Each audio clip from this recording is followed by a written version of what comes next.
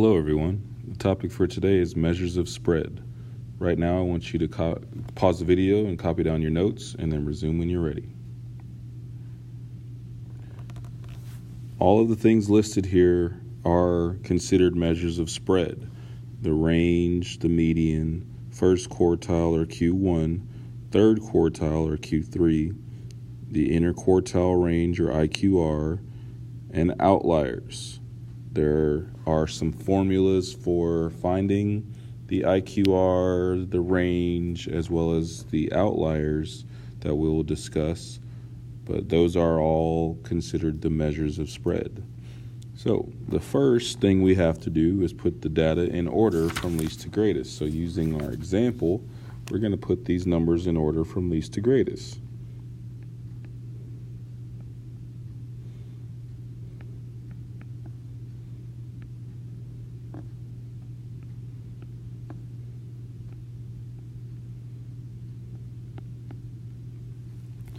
Now we can find the range, which is 53 minus 12, because 53 is the largest number in the data set and 12 is the smallest number in the data set.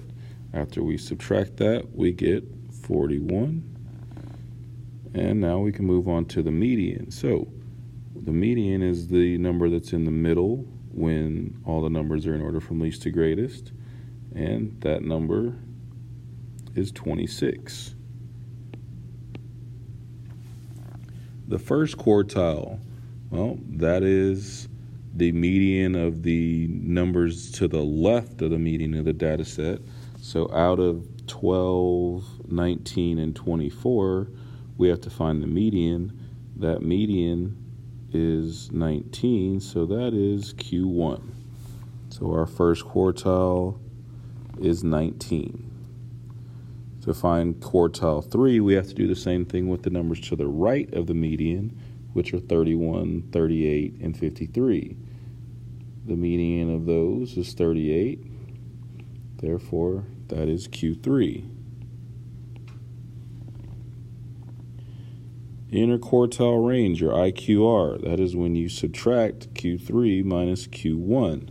So 38 minus 19 gives us 19, therefore the IQR is 19.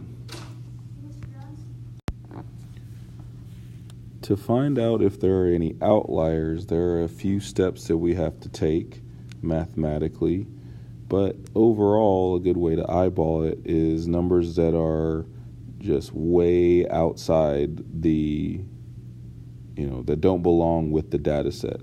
So using the data set that we have, if we were to have a number like 250, well, looking at these numbers, they're all relatively close together, but 250 would be an outlier because it doesn't fit with that data. It's going to skew everything that we did, so that would be an outlier. But mathematically, to find the outlier, the steps are listed here. The first thing we have to do is multiply the IQR by 1.5. So the IQR was 19, so we have to multiply that by 1.5. So 19 times 1.5, that gives us 28.5. So we have to take this 28.5, we have to subtract it from Q1. So 19 minus 28.5, that gives us negative 9.5. Sorry, that was the bell. But that is I call that the lower, so that would be the smallest number that we could have in this data set if it were one of the numbers. In order for a number to be an outlier going that direction, we have to take that same 28.5 and we have to add it to Q3. So we have to add 28.5 to 38, and we get 66.5. So that would be the upper limit, if you will, meaning anything above that would be considered an outlier. Since we don't have any numbers that are outside of those two ranges, so to speak, we do not have any outliers mathematically in this data set. Now, some people would say that 53 could be considered an outlier, and I understand that. However, mathematically it is not an outlier for this data set. So a couple more examples. We're going to do number 5 and 6 together. So we have to find the range. Well, in order to find the range, we have to place the numbers in order from least to greatest. So let's do that.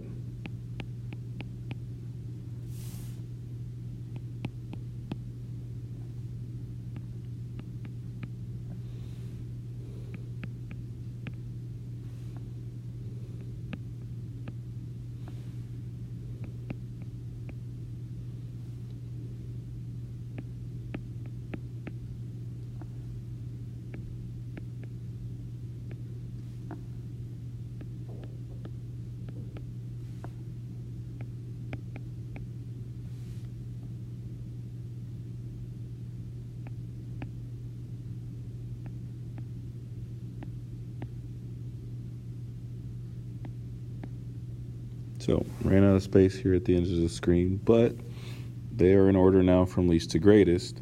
Okay, and that's also going to help us with the other problems.